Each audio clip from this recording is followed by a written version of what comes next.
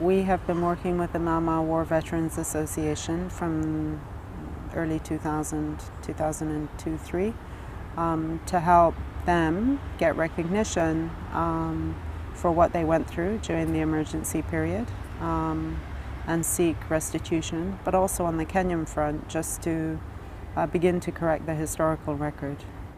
Why has it taken so long, do you think, for this to become more public than it was? Well, I think a number of things have sort of helped.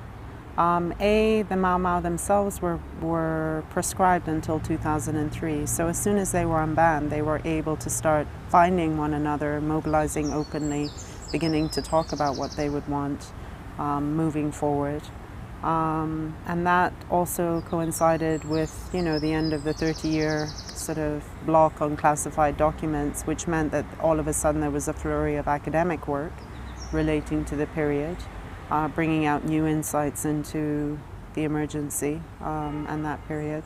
But also Kenya itself has been going through such a tormented and long drawn out discussion around transitional justice, which really came to a head in, again, post-2002, when the task force into establishing a truth commission was first established.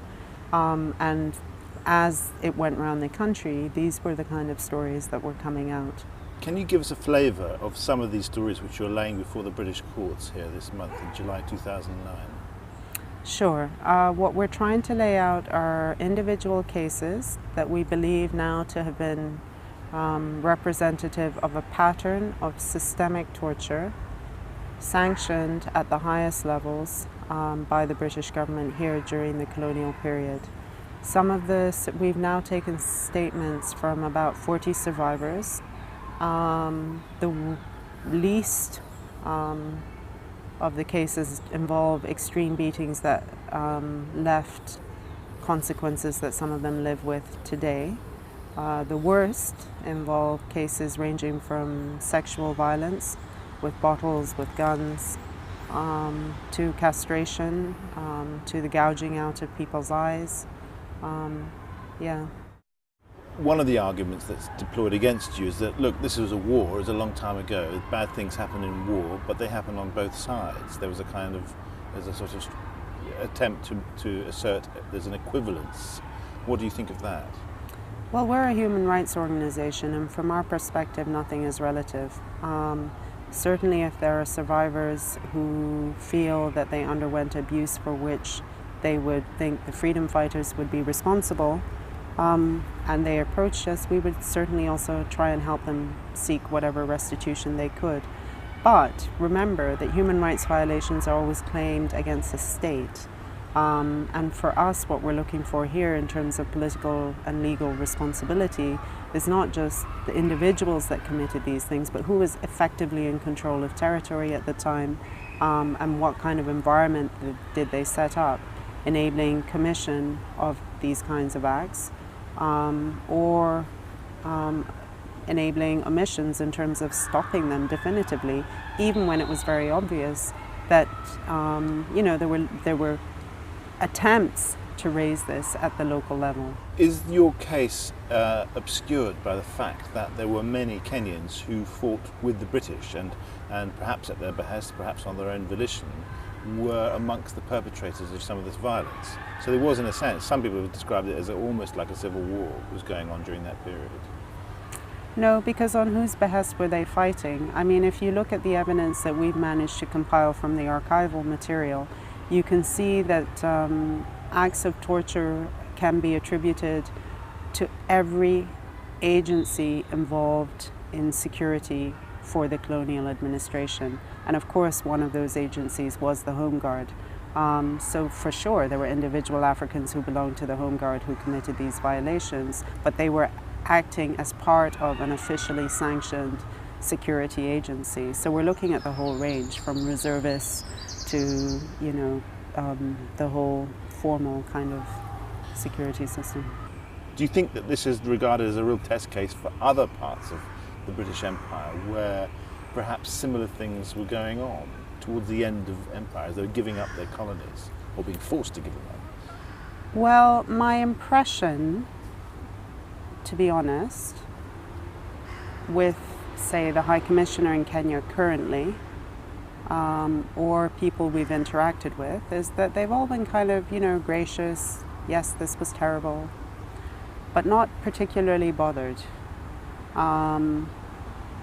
Because I don't think they believe that the case will actually get forward. Whatever advice they've received on the two sort of challenges that the Home Office has already raised seems to have put them at ease. However, I think as the case progresses and they realize our case is perhaps a little stronger than they had assumed, that would be one of their considerations. Because of course, what was the saying, the sun shall never set on the British Empire? They were everywhere.